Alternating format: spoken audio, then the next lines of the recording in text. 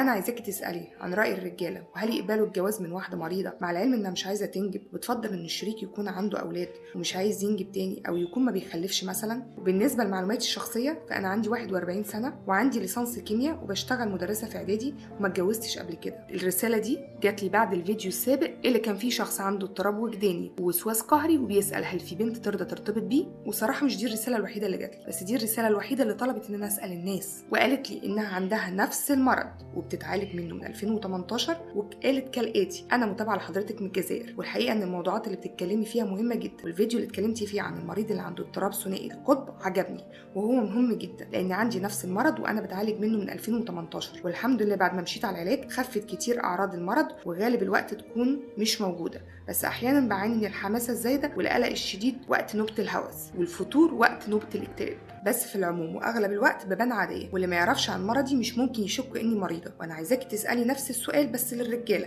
هل هم يقبلوا يتجوزوا واحده مريضه ثنائي القطب وبتتعالج خاصه لو كان في الاربعينات؟ ودي كانت اهم معلومات في رسالتها. والصراحه دي مش اول حد تبعت تسالني هل في راجل يرضى يتجوز واحده مريضه ثنائي القطب. اكتر من رساله جات لي، بس دي الوحيده اللي طلبت ان انا اسال، وليها كمان ظروف خاصه انها لم يسبق ليها الجواز وفي الاربعينات، وبتفضل الشخص اللي ترتبط بيه يكون مطلق ومعاه اولاد او يكون ما بيخلفش لان هي مش عايزه تجيب اطفال. طبعا حابه نسمع راي الرجاله لان الستات حابه تسمعه، لكن انا عن نفسي رايي لن يتغير عن الفيديو السابق، وهو ان الشخص المريض اللي بيعترف بمرضه وبيتعالج افضل بكتير من اشخاص كتير حوالينا عندهم امراض كتير نفسيه وبيرفضوا يتعالجوا وبيكونوا مؤذيين للي حواليه. ولكن الجواز لازم يتم من شخص متفهم نوعيه المرض وبيعرف يتعامل معاه وفي موده وحب ما بينكم، لكن جواز الصالونات في الحاله دي ما بينفعش، ولازم تكون في مصارحه تامه. وفي النهايه المريض النفسي اللي بيتعالج ومعترف بمرضه وبيتعالج منه وبيخوض في مراحل مهمه افضل بكتير من الاشخاص اللي مش بيتعالجوا. وبالنهايه الامراض النفسيه وسط ضغوط العصر بقت منتشره بشكل رهيب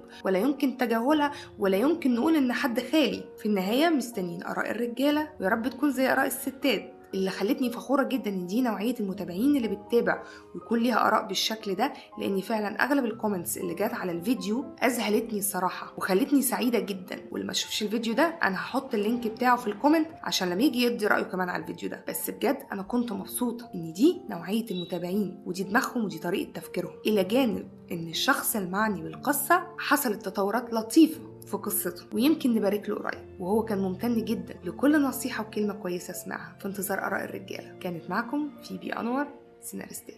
يومكم سعيد.